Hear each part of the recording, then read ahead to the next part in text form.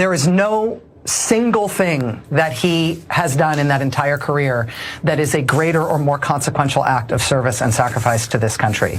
Girl, the American public were getting boring every night with your MSNBC show. What are you talking about? What are you talking about?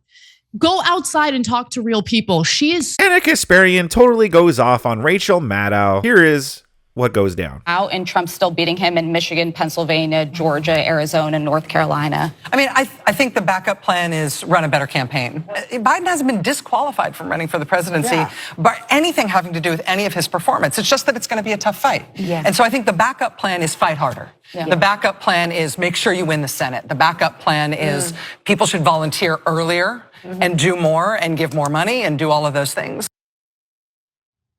That was MSNBC host Rachel Maddow back in June of 2024. And keep that in mind when you consider that Semaphore spoke to key media figures across digital, print, and legacy media, Republicans and Democrats, to discuss the things that they got wrong in 2024. And judging by that video you just watched, Rachel Maddow did get some things wrong. The question is, did she learn a damn thing about it? Well, rather than citing her real mistakes and terrible predictions, she actually ended up blaming her audience. So here's her statement to Semaphore.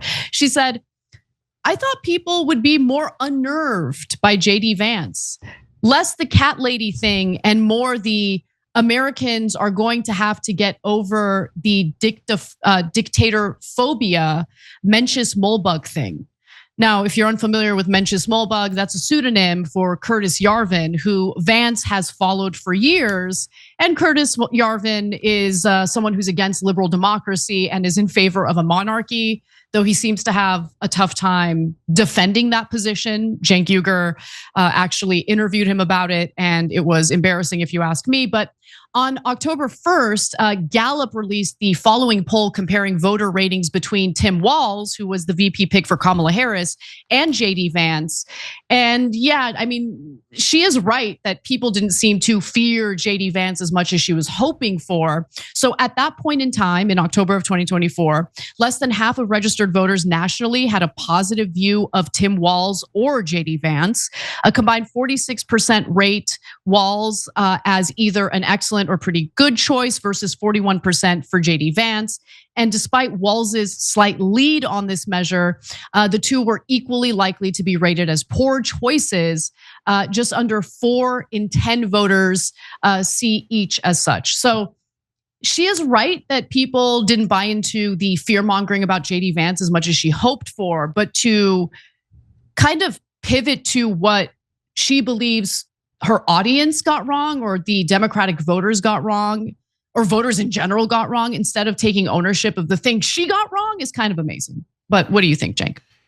Yeah, so this is rich coming from the Young Turks, because Ana Kasparian is currently hosting a show with the guy who's doing the exact same thing. Cenk Uygur, I covered this video on my channel about, a little bit after the election. Cenk Uygur put out like a whole stream that's called What I Got Wrong About the Election. And in an 18-minute video, 16 of it was spent talking about how everyone else got everything wrong. And then the last 2 minutes, he just said, listen, I didn't really take some polls seriously. That was the only thing he didn't get wrong, according to Cenk, was that he didn't take some polls seriously as he should have. But Cenk Uygur's doing the exact same thing. So let's see what this buffoon, let's see what Unky Chunky has to say now. Look, even that quote is telling, because it's indecipherable to the average person. Get over dictatorophobia, Mencius Moldbug thing. What are you talking about? So look, I interviewed Curtis Yarvin, as Anna pointed out, so I know what she's talking about. The average person doesn't. And nobody knows about Curtis Yarvin. And yeah, he's comical and ridiculous, and that's why I'm worried about JD Vance and Donald Trump, and that's why I voted against them. But the average guy doesn't know that Curtis Yarvin is in favor of a monarchy, which is actually a dictatorship, which is what JD Vance was, the fact that JD Vance is in favor of that is problematic, etc. So one, out of touch with what actual human beings are going through. They're worried about gas prices and food prices. They're not worried about Mencius Moldbug, who they've never heard of. And secondly, and even more importantly, she's saying damn it, the fear mongering didn't work. Yeah, totally. That's exactly right. I mean, it's amazing that, look, I'm always amazed at the, I guess, allergic reaction to any self-reflection at all. It's okay to admit that you got things wrong. It's actually admirable when people admit, especially people in media who are supposed to be, sharing accurate information. It's okay to say, look, I got that wrong. In fact, we're going to give you examples of people who actually did take ownership, and I give them a lot of credit for that. It builds credibility when you're willing to admit when you've gotten something wrong. And by the way, remember, this is what she said when Joe Biden ultimately ended up dropping out of the presidential race. Just thinking about the president right now, what a man, what a patriot. What an act of selfless devotion to your country. And he has been a phenomenal president. He ended the presidency of Donald Trump at one disastrous term. And he did it while being decent and civil and honorable and normal and occasionally boring at a time when boring was absolutely what we needed. And Can I just take this moment to show how Rachel Maddow looks like crap? Like, she's supposed to be this TV presenter on a major network, MSNBC, right? And she looks totally disheveled. She looks like crap. Like, did they not put any makeup on her or anything? Didn't do her hair? I mean, I get it. She looks like the stereotypical liberal. I get it. Looks like crap. But dude, you're on TV.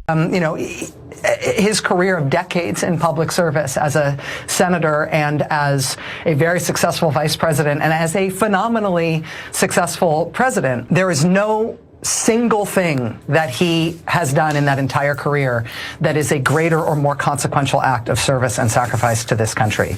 Girl, the American public were getting boring every night with your MSNBC show. What are you talking about? What are you talking about? Go outside and talk to real people. Yeah, absolutely, 100% correct. Rachel Maddow and a lot of these other liberals, they totally lost the plot. They've lost the plot for a long time. But yeah, I absolutely, just admit that you're wrong. There's nothing wrong with it. Cenk Uygur. Cenk. Yeah, it would be nice if her co-host were to take that advice, huh? Cenk Uygur could admit he was wrong about the election. Huh? Wrong about the American people, huh? That would be nice if her own co-host, Cenk Uygur, were to take this advice. But what do you guys think about that? Sound off in the comment section below. Subscribe to my channel if you enjoy content like this. And if you do enjoy content like this, I got a whole bunch more goodies for you on the screen to click on and enjoy.